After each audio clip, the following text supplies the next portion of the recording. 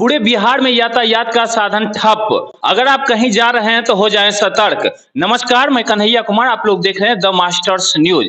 खबर बिहार की है, जो कि पूरे बिहार में 38 जिलों में यातायात का साधन ठप कर दिया गया है।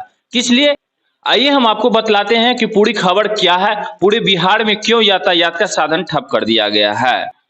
आप लोग को पता होगा कि पहले एक्सीडेंट होता था या फिर एक्सीडेंट के दौरान मौत हो जाती थी तो सरकार मुआवजा देती थी, लेकिन सुप्रीम कोर्ट ने आदेश दिया कि अब सरकार मुआवजा नहीं देगी। अगर जिससे एक्सीडेंट होता है वो मुआवजा देगी, क्योंकि अब जितने भी बिहार में लगातार एक्सीडेंट का मामला बहुत ही ज्यादा सामने नजर आ रहा है। सरकार ने और हाई कोर्ट ने आदेश दिया है कि जिससे भी एक्सीडेंट होता है बड़ी गाड़ी वाले मुआवजा देंगे।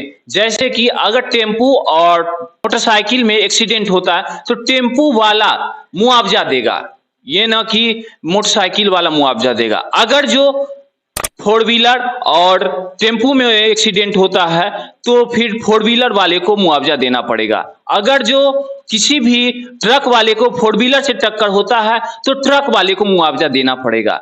तो सभी लगातार जितने भी बिहार के ड्राइवर हैं या फिर जो भी गाड़ी चलाते हैं, सभी लोग आक्रोश होकर बिहार के रोडों पर उतर गए हैं और उतरकर भारी जाम 3 दिनों के ऐलान किए हैं। 3 दिनों के लिए पूरे बिहार का यातायात ठप कर चुके हैं। आप लोग को पता होगा कि 1 जनवरी के दिन ऐसा भी जो कि पूरे बिहार में यातायात बहुत ही ज्यादा चलता था, लेकिन 1 जनवरी को कहीं भी नहीं, न ही टेम्पू, न ही बस, न ही ट्रक, न में सारे यातायात के साधन को ठप कर दिया गया। जहां पटना का बात करते हैं, आप लोग को पता होगा कि पटना और हाजीपुर जाने के लिए गांधी सेतु पुल को उपयोग किया जाता है, लेकिन सुबह सुबह की खबर आज निकल के आई है कि उस पुल पर एक भी न टेम्पू, न बस, न ट्रक, न ही मोटरसाइकिल जाने दे रहा है। तो इसमें अगर जो कोई भी इमरजेंसी सेवा है, जैसे कि एम्बुलेंस हो गया या फिर किसी और प्रकार का इमरजेंसी सेवा है, तो आप जा सकते हैं, आ सकते हैं।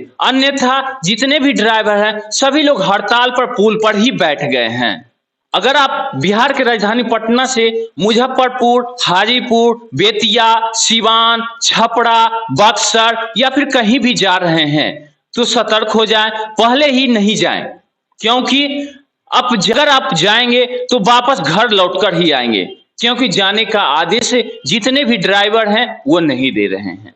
क्या लगता है, इससे लॉ एंड ऑर्डर क्या बिहार के ड्राइवरों ने अपने हाथ में ले लिया है? अब नए साल पर प्रशासन को नया चुनौती सामने को आया है।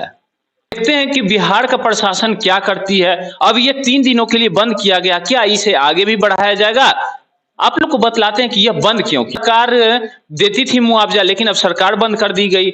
सरकार बंद कर दिया तो अब किसे मुआवजा दिया जाएगा? अब जिससे एक्सीडेंट होगा उसे मुआवजा दिया जाएगा। अगर पहले रोड पर मौत हो जाती थी तो सरकार 10 लाख रुपया देती थी, लेकिन अब हाई कोर्ट ने आदेश दे दिया कि अब सरकार नहीं देंगे, ड्राइवर देगी। जिससे एक्सीडेंट हुआ वो मुआवजा देगी। अगर किसी प्रकार का एक्सीडेंट हुआ है, अगर वो बच गया तो इलाज के लिए जो भी जिससे एक्सीडेंट हुआ वो इलाज करवाएगा, चाहे उसे करोड़ों रुपया क्यों न खर्चा करना पड़े, लेकिन उसे करना पड़ेगा। इससे लेकर उग्र होकर जितने भी बिहार के ड्राइवर हैं, बस, टेम्पू, ट्रक, सभी लोग अपने अपने गाड़ी को जहां तहां लगाकर जाम कर दिए हैं और प्रशासन को धिक्कार रहे हैं और लॉ एंड ऑर्डर को सामने एक चुनौती दे दिए हैं और यही बोल रहे हैं कि हमें इंसाफ चाहिए। जब तक इंसाफ नहीं होगा तब तक हम इसे हड़ताल को नहीं तोड़ेंगे।